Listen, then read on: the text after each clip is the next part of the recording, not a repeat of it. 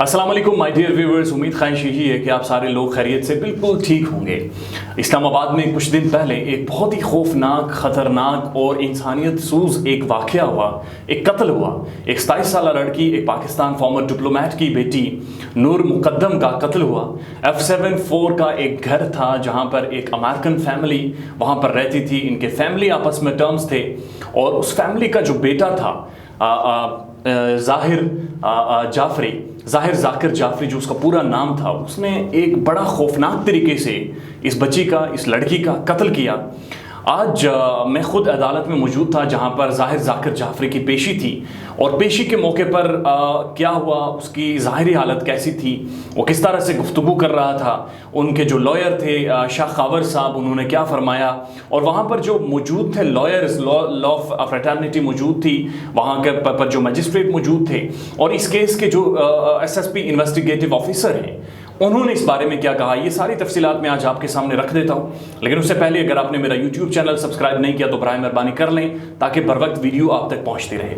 आज सुबह करीब 11 बजे आबिद अंदलीब साहब, हमारे प्रोमिनेंट जर्नलिस्ट हैं, उन्होंने मुझे कॉल की कि ज़ाहिर ज़ाकिर जाफरी जो नूर मुकद्दम का कातिल है वो अदालत में पेश हो रहा है, तो आप पहुँच जाएँ। 2 बजे उनकी पेशी थी, लेकिन हमारे ये अदालती निज़ाम के ऊपर एक बड़ा सवालिया निशान है। हम 12 बजे से ऑनवर्ड 2 बजे तक पहले वहाँ पर मौजूद रहे, उसकी वो नहीं वहाँ पर पहुँचा। 2 बजे से ऑनवर्ड 2:30 बजे जाकर, चूँकि टाइम काफ़ी पहले का बताया था, लेकिन 2:30 बजे जब वो पेश हुए तो एंटी टेररिज्म के स्क्वाड ने उन्हें पेश किया। एंटी टेररिज्म के नौजवान उसके साथ थे, हैंडकफ था दोनों तरफ से, उसने स्लीपर्स पहन रखे थे और बालों के बारे में उसने काफ़ी बड़े बाल रखे हैं, तो बाल उसके ऐसे लग रहा था जैसे कुछ ही टाइम पहले धुले हैं। और उसके बाद बड़ी खूबसूरत पूनी उसने कर रखी थी इस भयानक और जाहिल इंसान ने, और एक नई शर्ट भी उसने पहन रखी थी।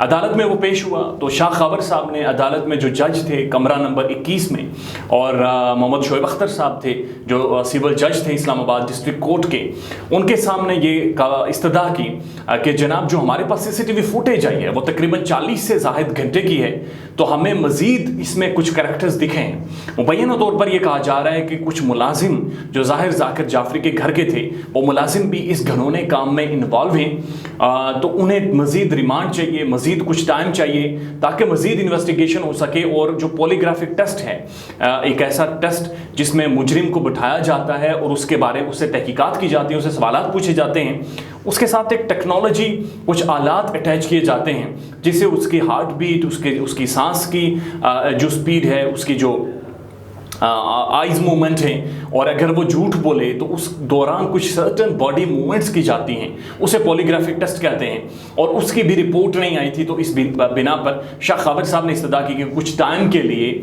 उन्हें मज़ीद रिमांड का वक्त दिया जाए।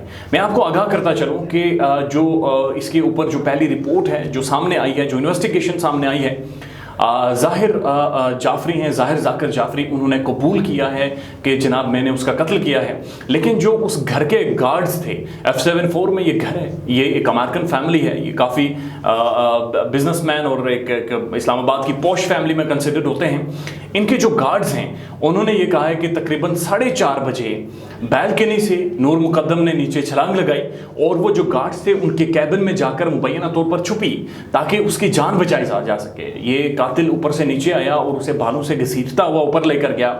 4:30 बजे ये घसीट कर उसे ऊपर लेकर गया और 7:30 बजे जाकर इसका कत्ल हुआ।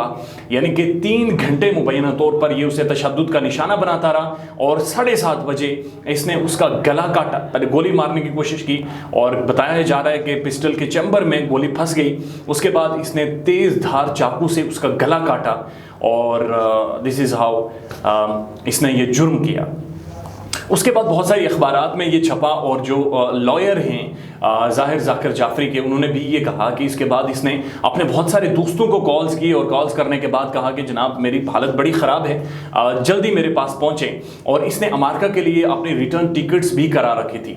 शाह खावर साहब से जब वहाँ पर मैंने सवाल किया कि शाह खावर साहब क्या इसका ज़हनी तवाज़ुन ख़राब था, तो उन्होंने वाज़ेह तौर पर इनकार किया, कोई ज़हनी तवाज़ुन ख़राब नहीं था, ये प्री प्लान्ड था। उसने पहले से प्लान कर रखा था कि जब नूर मुकद्दम आएंगी तो वो उसका कत्ल करेंगे।